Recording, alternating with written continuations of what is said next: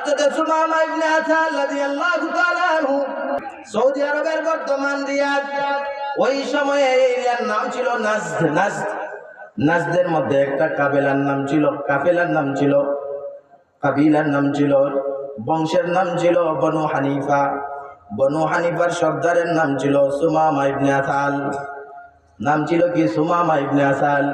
এই সুমামা ইবনে আসাল ঈমান আনার আগে, ইসলাম ধর্ম গ্রহণ করার আগে একজন নয়, দুইজন নয়, অনেক সাহাবীকে নিজ হাতে হত্যা করেছে। নাউজুবিল্লাহ বলেন।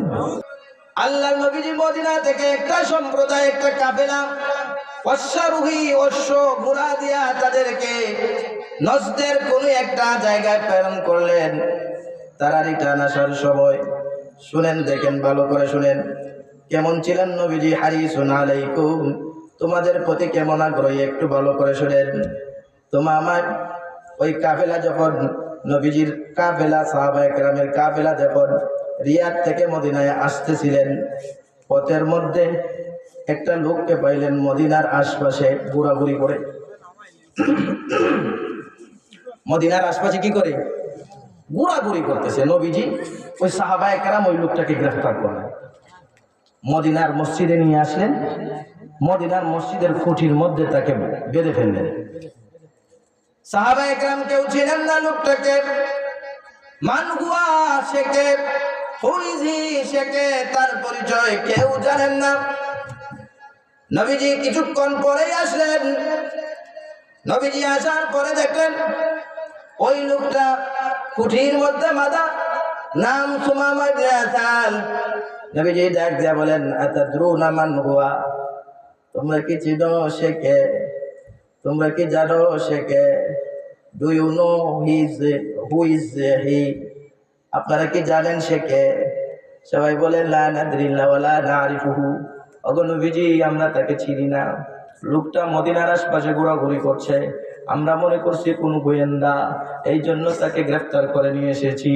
আল্লাহর নবী বলেন, এ হলো হুয়া সুমামা ইবনু আসাল, সাইয়্যিদু বনি হানিফা। বনু হানিফার সর্দার সুমামা ইবনে আসাল।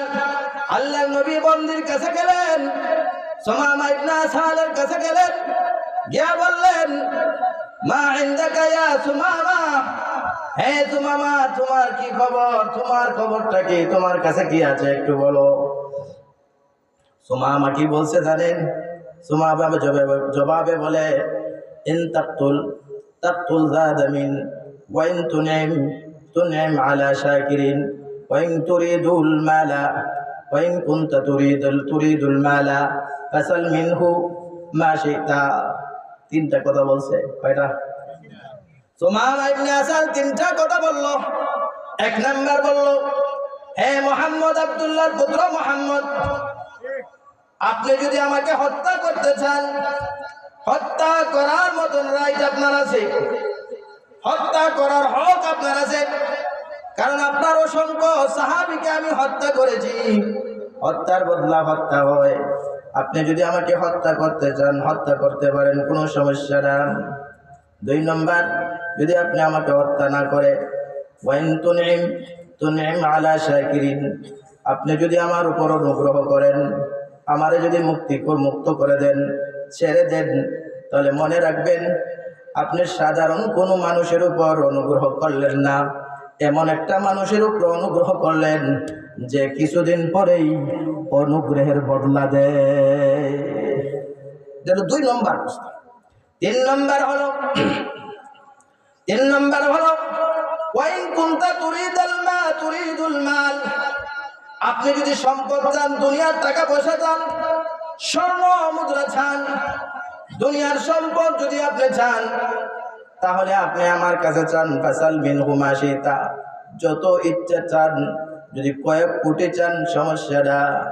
আমার কওম বনু হানিফ আমাকে এরকম ভালোবাসে, পছন্দ করে, তাদের কাছে যদি সংবাদ শুধু পাঠাই, কয়েক কোটি টাকা দিতে তারা প্রস্তুত আছে। আপনি যদি সম্পদ চান, আমি সম্পদ দিতে প্রস্তুত আছি।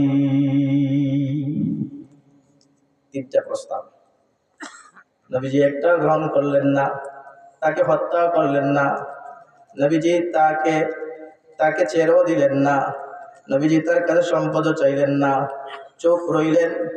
এরপরে নবীজি ডাক দিয়া বলেন, আল্লাহর নবী ডাক দিয়া বলেন, হে সাহাবায়ে কেরাম, আহসিনু আসিরাকুম মা আসিরুকুম, তোমরা তোমাদের গ্রেফতারকৃত বন্দী যে নিয়ে আসছো তার সাথে উত্তম ব্যবহার করো।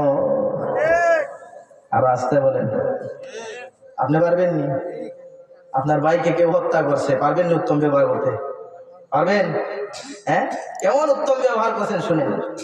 আল্লাহর নবী, বিশ্ব নবীজি শুধু উত্তম ব্যবহার করেন। উত্তম ব্যবহার করো এই আদেশ দিয়ে ক্লান্ত হন নাই, ক্লান্ত হন নাই। আল্লাহর নবী, বিশ্ব নবীজি বাড়িতে গেলেন। বাড়িতে গিয়ে নিজের মালিকানা যে উট আছে সেই উটটাকে দহন করে আল্লাহর নবীজি দুধ নিয়ে আসলেন। এবার সুমামা ইবনে উসামাকে বললেন, এই দুধ পান করো। তিনি আশ্চর্যান্বিত হয়ে গেলেন। পরের দিন ঘটনা একই রকম, সংক্ষেপ করে নিচ্ছি। এর পরের দিনের ঘটনা একই রকম। এরপরে আল্লাহর নবী সুমামা ইবনে আসালকে ছেড়ে দিলেন। সুমামা ইবনে আসাল চলে গেলেন মদিনা থেকে কিছু যাও ফান্তালাকা ইলা নাখলিন বাঈদিন কারীবিন মিনাল মাদিনা। মদিনার কাছাকাছি একটা খেজুরের বাগানে গেলেন, সেখানে একটা কূপ পাইলেন। সেই কূপের মধ্যে সুমামা ইবনে আসাল গোসল করলেন। গোসল করার পরে আবার মসজিদে নববীতে আসলেন। সাহাবায়ে কেরাম নবীজিকে বলেন, ওগো নবীজি, যে সুমামাকে আপনি ছেড়ে দিয়েছিলেন সেই সুমামা আবার রিটার্ন আসতেছেন, আবার মসজিদে আসতেছেন। এবার সুমামা নবীজির কাছে আসলেন, আসিয়া নবীজিকে বললেন, ওগো নবীজি, যার ব্যবহার এত সুন্দর হয়, যার আচরণ এত সুন্দর হয়, যার সাহাবায়ে কেরামের আখলাক এত সুন্দর হয়, ওগো নবীজি, আমার বুঝতে বিলম্ব হয় নাই যে আপনি সত্য নবী। আমাকে কালেমা পড়াইয়া মুসলমান বানাইয়া দিন। আর আসতে বলেন।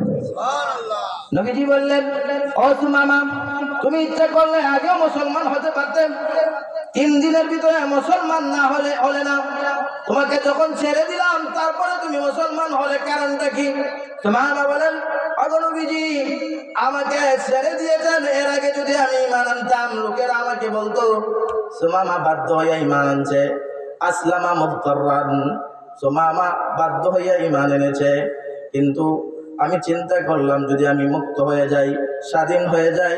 এখন যখন স্বাধীন হয়ে গেলাম, ঈমান আনলাম, লোকেরা এই কথা আর বলতে পারবে না।